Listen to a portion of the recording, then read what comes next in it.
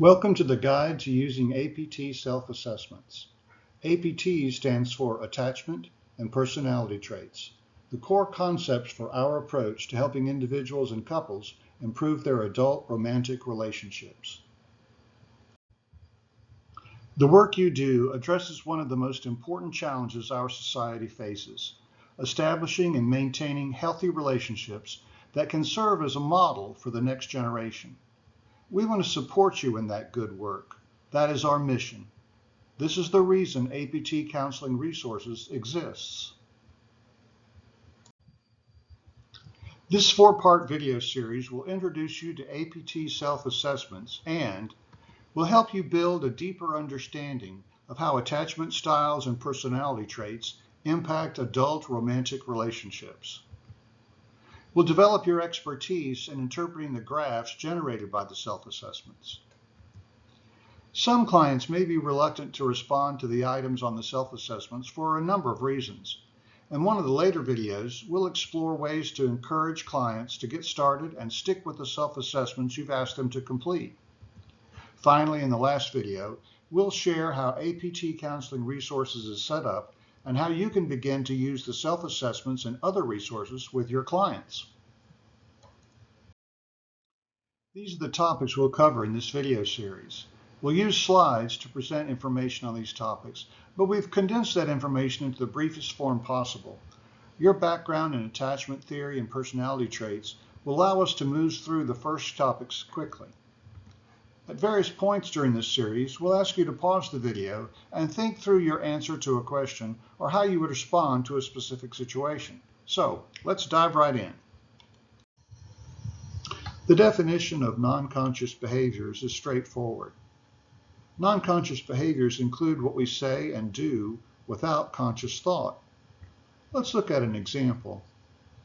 Now, what makes body language a non-conscious behavior? Unless we are consciously trying to convey something non-verbally, our bodies assume different positions without conscious choice. For example, when we disagree with someone, we may cross our arms across our chest. We don't think, I want to show I disagree, so I'm going to cross my arms. We just do it.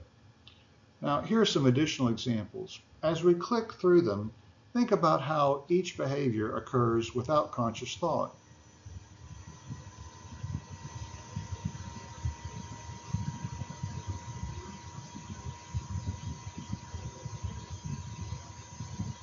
Now, here are two non-examples.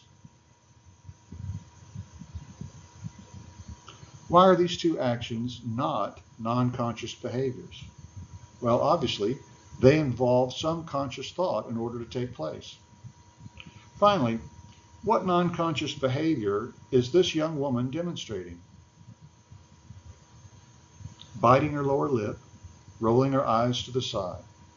Although both might be conscious choices, it's likely they are non-conscious responses to something.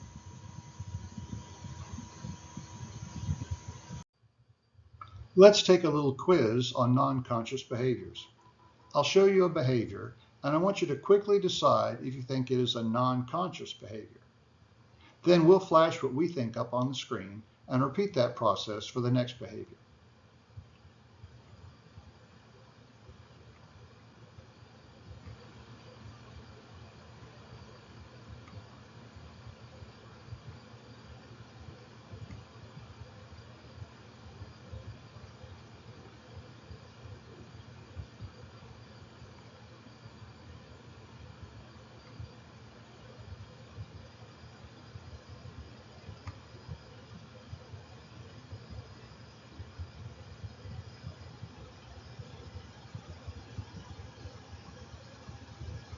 Pause the video and think about how number 6 might be a conscious and non-conscious behavior.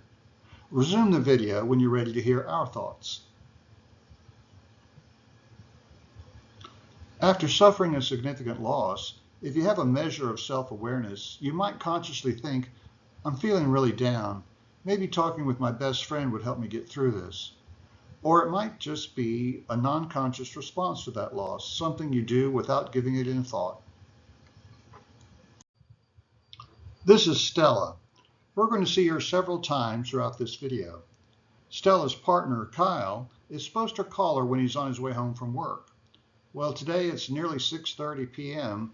and there's been no phone call from Kyle. Stella's anxious, not thinking Kyle's been in an accident, but that he is sending her a message that he's losing interest in her. Her thoughts go more readily to this explanation because she has what we call an anxious attachment style. Stella's attachment style originated in her childhood. This is how she reacted when her mother was going to leave her with friends while she went shopping. How would you describe the non-conscious behavior the very young Stella is showing us? It's a form of protest behavior.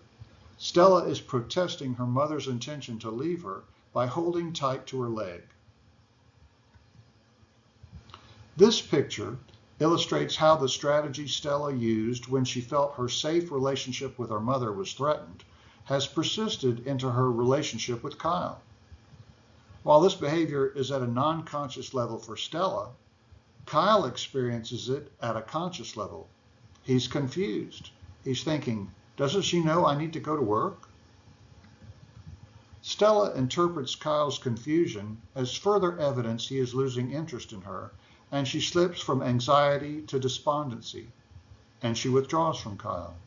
Her despair grows until she breaks off her relationship with him. While this outcome is not the only possible outcome, for many people who are not aware of their attachment style, it can bring about results that are both unhappy and preventable. This brings us to the core belief of APT counseling resources. We believe our self-assessments can be used to surface the non-conscious behaviors that are negatively impacting our clients' relationships. And only when they are aware of these behaviors can they gain some measure of control over them and begin to work to improve their relationships with their partners and others.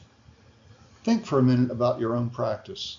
Pause the video and recall a situation in which you helped a client surface a non-conscious behavior in ways that enabled the client to gain a measure of control over it.